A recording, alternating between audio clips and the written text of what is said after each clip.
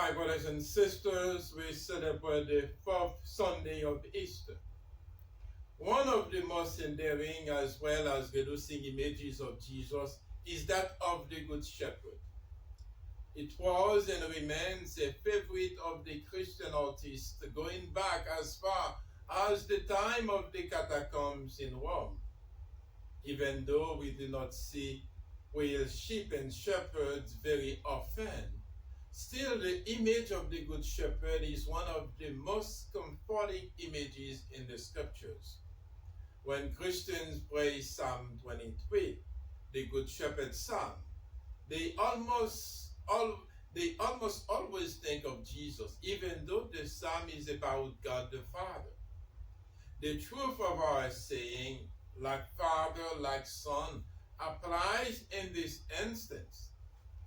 Going a step further in our doctrine of the Trinity, we see that God the Father, the eternal Good Shepherd, and His Son, who came into our world as the living image of His Father, are imbued with a spirit of love, the Holy Spirit, who is the bond of their union and the expression of their devotion to one another. Yet, to lead and inspire the people of His church, Christ has given us shepherds whom we call pastors, the Latin word for shepherd. The Sunday, Good Shepherd Sunday, the Pope has designed as World Day of Prayer for vocation to the priesthood. Pray we must for good, faithful priests. Pray we must for good and faithful priests, especially now when many Catholics are shocked and disillusioned by the scandalous behavior of some priests. But we must do even more than pray. We must become flocks who are worthy of good shepherds. All of us are disappointed when priests betray their calling and violate the trust which people place in them. But let's talk about the ordinary good priests who are trying their best with God's grace, to live in accord with their vocation as Catholics.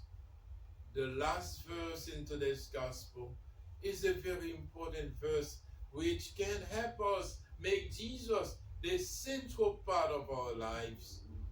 Jesus said, "This is why the Father loves me, because I lay down my life in order to take it up again. No one takes it from me, but I lay it down on my own." So when people ask why Jesus doesn't keep bad things from happening to those who are faithful to Him, perhaps one answer could be that life in this world is not where the abundant life really is. Even if we have looks, popularity, health, wealth, youth, wisdom, and everything else our ears desire, we don't have it all. We will always feel some emptiness in our hearts. We will never be totally satisfied because our hearts were made for perfect union with God, and we don't know